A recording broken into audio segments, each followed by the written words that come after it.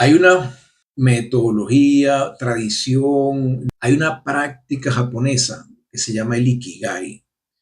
Ellos utilizan eso un poco para encontrar el propósito tuyo en la vida. Hay cuatro elementos. ¿Qué es lo que te apasiona hacer? ¿Qué es lo que sabes hacer? ¿Qué es lo que qué es lo que necesita el mundo y por qué cosas te pagan? En el momento que eso coincide, es decir, si tú estás haciendo algo que necesita el mundo, te pagan por eso, te apasiona y sabes hacer, ese es el propósito de tu vida. Entonces, si tú estás en ese punto, tú puedes ser la persona más afortunada del planeta.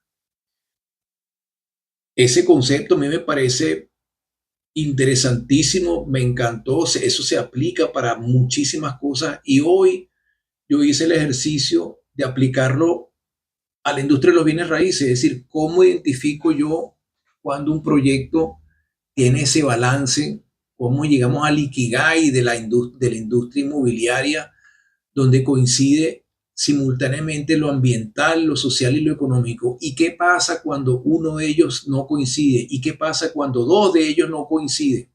Entonces eso nos genera edificios que tienen características particulares. Esto es un ejercicio entretenido, el cual vamos a hacer ahorita, se los comparto y de alguna manera esto les va a ayudar. Cada vez que veo un inmueble, esos tres círculos van a empezar a dar vuelta en la cabeza. Mira, esto es ambiental, social, qué tipo es esto. Y ustedes mismos se van a ocupar de tipificar y darle un nombre a ese inmueble. Así que vamos a compartir este ejercicio rápido que espero les entretenga y les sirva de algo. El Ikigai aplicado a los bienes raíces nos sirve como una estrategia también para utilizar la sostenibilidad como una herramienta. Pero el Ikigai es buenísimo porque visualizamos rápidamente qué es lo que es factible y lo que no, y nos explica también muchas edificaciones que vemos por ahí. Esto pues nos sirve también para medir el riesgo y la utilidad, el sentido que tiene un proyecto. Entonces vamos a ver cómo lo logramos, ¿no? Un proyecto, pues, para que sea sostenible, que sea relevante, necesario, debe ser viable en la parte económica, la parte social y la parte ambiental.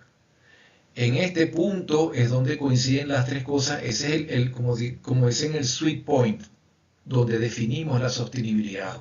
Ese es el inmueble perfecto, es la construcción perfecta. Entonces vamos a ver cómo pudiéramos clasificarlo según esta herramienta de la sostenibilidad. Hay unos proyectos que no son buenos, pero no son tan malos, que son los utópicos, los irresponsables y los inútiles. Ya le estamos poniendo nombre a eso y ya vamos a ver por qué. Después vienen los que son un desastre, los verdaderamente malos, que en fin, es el proyecto del Comeflores o el Trihogger, el Esperpento y la gran estafa. Y después, por supuesto, están aquellos proyectos que son excepcionales, que son útiles y valiosos porque son ambiental, social y económicamente posibles. Vamos a ver entonces cómo llegamos a ello. El Ikigai de los no tan malos, ellos cumplen con dos de los requisitos. Son viables ambientalmente, son viables socialmente, más no son viables económicamente. Esos son los utópicos. Vamos a hacer el proyecto perfecto, que atiende bien la sociedad, que es ambientalmente correctísimo, pero es tan costoso de construir, tan costoso de mantener, tan costoso de operar, que se convierte en un pozo sin fondo. O sea, hay que abandonarlo porque no hay dinero para que que puedan ser viables. Esos son los famosos elefantes blancos, ¿no? Después vienen aquellos que no son viables ambientalmente, que son los irresponsables, que hago algo y me llevo por delante el ambiente, no me importa, eso se paga. A lo mejor tiene una finalidad social que funciona, a lo mejor son económicamente viables, es decir, se pueden construir, se pueden operar, se pueden mantener, pero a costa del ambiente. Esos son aquellos que están construidos en áreas protegidas, vírgenes, críticas de riesgo, que tienen alta demanda de energía y agua y con frecuencia no hay dotación para atenderlos, no pueden ser resilientes de ninguna manera, están lejos de centros urbanos, son incómodos de acceder, drenan de recursos a los vecinos y además contaminan, o sea, son un desastre ambientalmente, pues. ¿Cuál es el riesgo? Que pues que no se pueden operar por falta de servicio, que se los paralicen porque están afectando zonas protegidas, porque hay resistencia en grupos ambientales y colapsan en caso de fallas de los servicios, en casos de extremos. Entonces, eso se convierte pues en otra vez proyectos inútiles. Ejemplos de esto, un proyecto de un spa en Alicante, construido, fíjense la arquitectura complicada y paralizado en un área protegida. Por Dios, ¿cómo logras tú llegar a ese nivel? Construyendo un área que está protegida. ¿Qué fue lo que te pasó? Pues te llevaste por delante del ambiente. Y eso no es el único. Aquí hay otro caso. Un hotel en Almería que se construyó a 14 metros de la costa. Fíjese el nivel de acabado que tenía, las grúas listas, pintadas, y lo paralizaron por violar la ley de costa. ¿Qué te pasó? ¿Se te olvidó la ecuación ambiental? ¿Qué pasó? Y ahora vamos a aquellos que no son viables socialmente. O sea, los inútiles, pues, ¿para qué sirve eso? No sabemos. A lo mejor ambientalmente es buenísimo, no consume recursos, no hizo nada, se pudo construir, pero no sirve para nada, pues. Ajá, son espacios que incómodos, poco funcionales, hostiles, no toman en cuenta necesidades y contextos, hostiles a municipios y viceversa. En fin, son agresivos a usuarios y vecinos.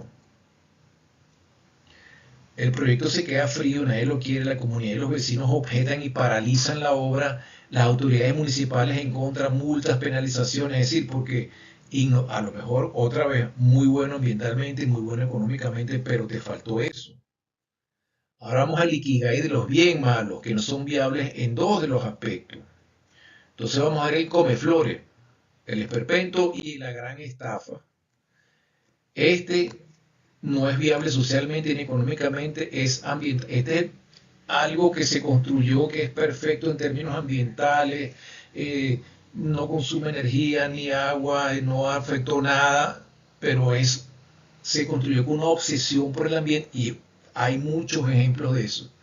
Hay una obsesión por el ambientalismo, ignora el equilibrio social y ambiental, dice, mira, a mí no me importa la viabilidad social, yo lo que quiero es que esto sea algo que sea totalmente amigable con el ambiente.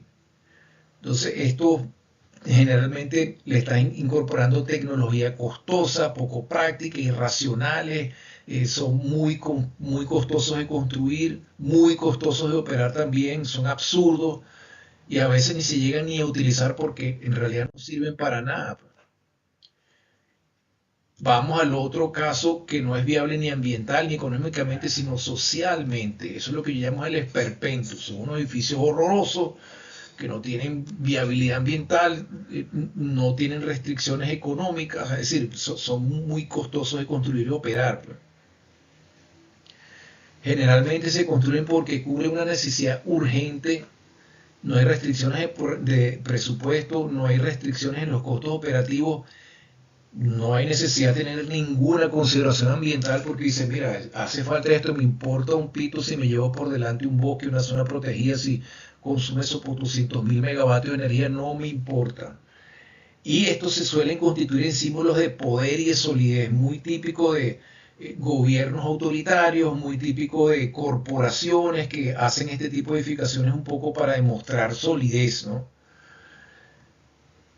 El riesgo es que una vez que se acaba el dinero se abandona el proyecto y se convierte en elefantes blancos desocupados. Entonces, un poco tenemos ejemplos de la arquitectura soviética o los proyectos residenciales hechos a toda prisa con una finalidad generalmente populista. Pues entonces tenías una intención política, tenías una necesidad política más que social y tenías presupuesto y no tenías nadie te hacía objeciones en el tema ambiental. Construiste y aquí tienes tu esperpento. Pues. Y venimos a la parte de la gran estafa, que no son viables ni ambientalmente ni socialmente, pero se puede construir, se puede vender un buen precio, en teoría pues accesible, pero después la gente se da cuenta que es una gran estafa, no tiene servicios adecuados, son ambientes que se construyeron en contra de los vecinos, eh, no son buenos sitios para vivir, no son agradables, entonces pues puede terminar casos clásicos, desarrollos que se construyen y se venden y la gente se da cuenta que no funcionan. Pues. Entonces vienen las demandas, daños reputacionales, son los elefantes blancos, las organizaciones que vemos abandonadas, edificios disparates que se construyeron y no se lograron vender, en fin. Esta es la otra gran tragedia. Y al final tenemos el Ikigai, los excepcionalmente buenos, aquellos que son viables económicamente, ambientalmente y socialmente. Está el punto de coincidencia, pues cada vez tenemos que buscar más este equilibrio. Estos son los que son los proyectos seguros, rentables, relevantes, útiles, lo que yo llamo los proyectos que tienen cordura y racionalidad, los que tienen sentido, los que tienen un balance, los que van a tener valor en el largo plazo, en el corto plazo, son aceptados, son queridos. Pues. Y con eso les termino el cuento del Ikigai en las bienes raíces. Fácil de entender, fácil de razonar, fácil de pensar y pues entreténganse ustedes qué es lo que pasa cuando cumplen con dos cosas y pónganle un nombre al inmueble. Los van a encontrar ejemplos como eso, muchos ejemplos. Así que espero que se hayan entretenido. Si les gustó esto, compártanlo. Por supuesto, les pido lo que les piden todos los youtubers, suscríbete al canal, prende la notificación, etcétera, etcétera. Pero en todo caso, lo que quiero es que haberles aportado algo nuevo, que se vayan entretenido con esto como lo hice yo. Así que muchas gracias y espero sigamos conversando.